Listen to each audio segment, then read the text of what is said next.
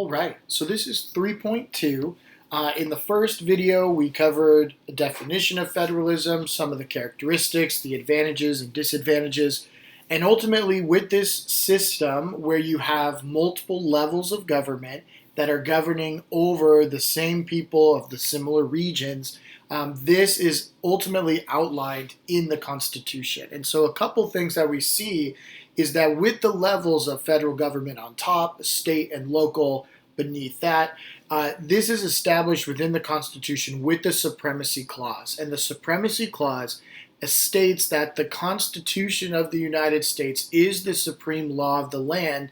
So sort of a when in doubt, this is the authority that will trump state and local authorities. So some examples within the Constitution itself, like I said, it sets the Constitution as the law of the land, and anything that is passed at the state and local level will ultimately have to be held up to the Constitution itself. Another example of the Supremacy Clause showing that the Constitution is the supreme law of the land is that if Congress passes a law, every state, every locality underneath the federal government has to obey. And so this shows the power of the federal government over the states, which is very different than the power of the federal government under the Articles of Confederation. The other thing that we see too is only the federal government is allowed to engage in treaties, and we're talking with treaties with other countries, specifically within the Senate. And so California could not broker its own treaty with China, for example. It would have to be the federal government, and that's because of the Supremacy Clause. And so to say all of this another way, the Supremacy Clause is what establishes the federal system, where you have the federal government as the chief power at the top, and then the states, and then the local powers. Now understand too that not everything is in the Constitution, and ultimately, it comes to the courts to decide who does have the power. If it's not in the Constitution enumerated, specifically given to the federal government, well, ultimately, who has the power? And so we look at this with the 10th Amendment. The 10th Amendment says anything that is not in the federal Constitution, the law of the land, it is up to the states and local government to decide. So things like public safety, environmental protections, abortion, all of these different ideas. But unfortunately, or fortunately, I suppose, what we have seen historically is that given the necessary and proper clause compared to the 10th Amendment, usually the courts rule in favor of the necessary and proper clause. So what that means is even if it's not enumerated, oftentimes Congress can pass a law at the federal level that can basically rule state and local laws null and void. And so when I talk about reinterpretations, in theory, if it's not in the Constitution, it should only be the states. Think of things like drinking age.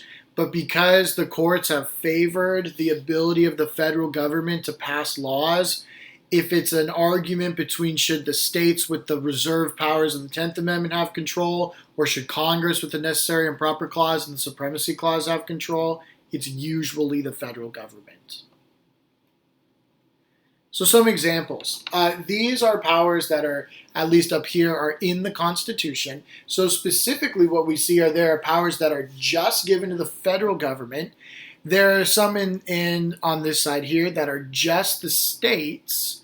And then in the middle, we call these shared powers or concurrent powers. Concurrent powers is a key term to know. Things like coining money, only the federal government can do that. Okay, California cannot coin its own money. As far as regulating commerce with foreign nations, again, similar to treaties, you would have to be the federal government to do this. States could not do this. And then as far as the state governments go, things like public health, safety, morality, these are things that they at the state level will control, not at the federal level. But there's also things that they kind of share. Taxation, lay and collect taxes. You pay local taxes, state taxes, federal taxes, things like that. Creating banks, enforcing and making their own laws, establishing state courts. These are all things that you can establish state courts at the state level, federal courts at the federal level. But again, you have powers that are enumerated to the national government in the Constitution. There are some that are specifically given to the states in the Constitution, but there are also powers that overlap. So this is basically a Venn diagram. Federal, state, going in the middle. Some powers, so just like these are given, there are some powers that are taken away. So the federal government is not allowed, for example, to change state boundaries. Same thing with the state governments are not allowed to coin money, not allowed to enter treaties. And there's also some things that are shared. The states cannot permit slavery, neither can the federal government permit slavery. And then things like these, Civil War amendments. But ultimately, this is a great graphic to help you study because you will need to know, okay, is that a power of the federal government? Is that a power of the state government? Or is that a concurrent power? Wink, wink. So if it's not in the Constitution, but the federal government exerts power, how are they even able to do this? And so a lot of it is this necessary and proper clause. Article 1, Section 8 says that when it is deemed necessary and proper, Congress can pass a law, and every state and locality has to follow it. Now, this is something that is used to perhaps interpret things that are not actually in the Constitution. So a great example is in McCulloch v. Maryland. So the situation is that the federal government wants to create a national bank. And so the federal government creates this bank, and they want to put the national bank in the state of Maryland. Well, ultimately, the land in the state of Maryland, if the federal government builds a bank there, that land can no longer be used by the state of Maryland to do what they want to do with that land. And so they not only feel that it's an abuse of the federal government's power to use that land, but also, does the federal government have the power to create a national bank? This is what the Supreme Court needs to look at, because a bank is not in the Constitution. It's not. But the Supreme Court decided that, well, Congress has the power to coin money. Congress has the power to lay and collect taxes. These are banking-ish powers. And if you couple that with the necessary and proper clause, well, okay. It seems that it is okay, it's implied, it's interpreted, that it would be okay for Congress to create a national bank, ultimately because of the necessary and proper clause and even the supremacy clause. The Constitution gives the federal government power to coin money, power to collect and lay taxes, and so if that's the case, then we can essentially assume that they have the power to create a national bank, and it is okay for the federal government to put that bank in Maryland.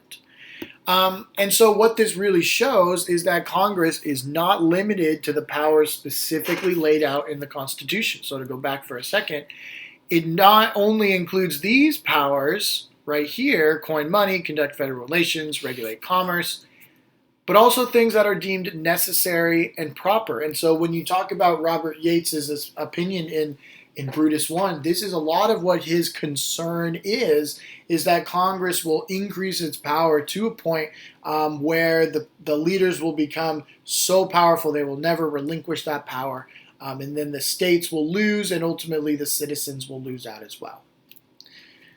So increasing this as far as power of the federal government, commerce power is not necessarily interpreted. If you were to put this on an exam, you would say commerce power is an enumerated power of Congress because of the Commerce Clause. Article 1, Section 8 gives Congress the power to regulate commerce. And does this include interstate commerce? Absolutely. So issues between two states, they can go to the courts, and the courts can decide whether or not one state is right over the other.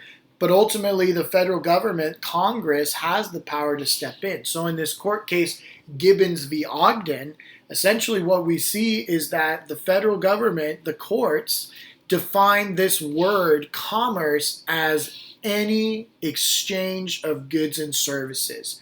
Any activity between the states is considered commerce, and therefore Congress can regulate any action, any buying and selling of goods and services, Congress can step in. So to say this a different way, the Commerce Clause gives Congress the power to regulate interstate commerce. And in Gibbons versus Ogden, the Supreme Court is basically saying, yes, and we define commerce as any exchange of good and service. So ultimately, Congress can step in a very large way. And this is not even including the necessary and proper clause. So using commerce and necessary and proper clause, over time, we see immense power expanded by the federal government. And so what we're really looking at in a way to kind of think of federalism is most cases with federalism deal with commerce. Can Arizona do this and it relates to California? Can Congress step in and regulate that? And most of the times, yes. And I would remember this really as, in general, since the beginning of our country with the Constitution, the federal power has grown exponentially. Congress's power to regulate commerce has grown. Congress's powers, ability to make laws necessary and proper have grown. And so if you're one who is in favor of states' rights, more Republican or libertarian, this is a concern because this is huge government authority.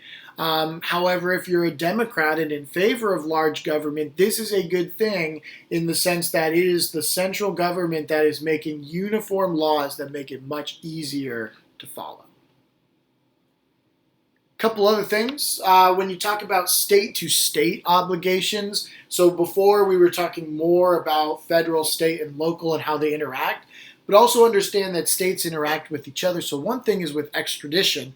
And so extradition means that if you commit a crime in Louisiana, but you're a citizen in California, you commit the crime in Louisiana, you go back home to California, well, you will be extradited back to Louisiana because that is where you committed that crime. And so the state of California has to release someone who is tried of a crime in Louisiana. So that's a state-to-state obligation, is if someone commits a crime in another state, the state of their residence has to allow them to go to that state. There's also this privileges and immunities clause in the Constitution, and this really deals with sort of equality or I guess equity among the laws between states. So if you're allowed to do one thing in one state, you have to be allowed to do it in another. Many claim that being able to gamble in Nevada only and then not in other states goes against the Privileges and Immunities Clause. And in fact, the Supreme Court a couple years ago ruled in favor of allowing states to create gambling laws because of the Privileges and Immunities Laws. If it's legal to gamble in Nevada, well then it should be legal to gamble in other states. And then a last thing that we see with federalism as far as state-to-state obligation is in the Constitution, there's also this full faith and credit clause. If you can legally do something in one state, you can legally do it in another. So if you move from California and you decide to go to college in North Carolina, if you have a California driver's license, you are allowed to drive in North Carolina.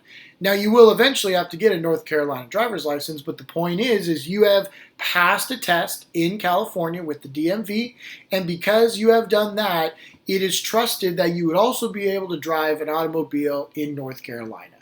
This was similar to gay marriage before the 2015 Obergefell v. Hodges decision that federalized gay marriage, but it used to be that if you were married in California and you go to a state that does not allow gay marriage, you are still considered married under the law. So this video 3.2 is really meant to highlight a lot of the constitutional aspects of this, the different clauses. Understand that the power of the federal government tends to trump the state government, and really what we're trying to demonstrate here is sort of the binary of which power rules out. Is it the states with the 10th Amendment, because it's not in the Constitution, so it should be the states, or is it the necessary and proper clause with the federal government, usually necessary and proper clause?